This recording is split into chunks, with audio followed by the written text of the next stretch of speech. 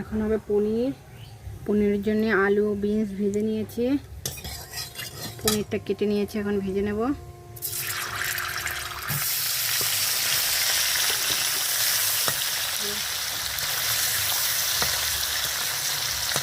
এটা ভাজা হয়ে গেছে, এখন নামিয়ে নেব। পনিরের জন্য জিরে, গরম মশলা, তেজপাতা, শুকনো লঙ্কাটা ভেজে নেওয়া হচ্ছে। এখন বেটে রাখা আদা জিরেটা দিয়ে দেবো।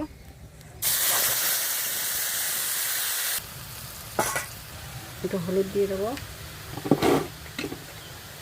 লবণ দিয়ে দেবো। এটা এখন ভালো করে কষিয়ে নেব।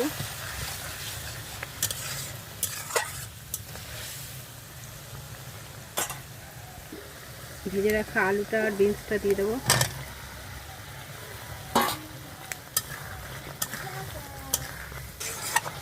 এখন কষে নেওয়া হচ্ছে।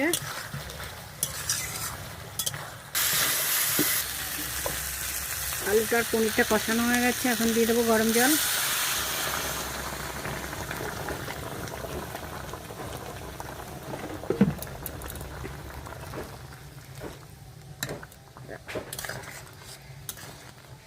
আলুটা সিদ্ধ হয়ে গেছে, এখন ভেজে রাখা পনিরটা দিয়ে দেবো।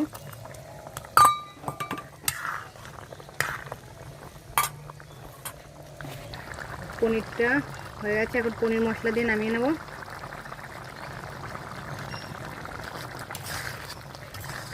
রান্নাটা কমপ্লিট, নামিয়ে নিয়েছি।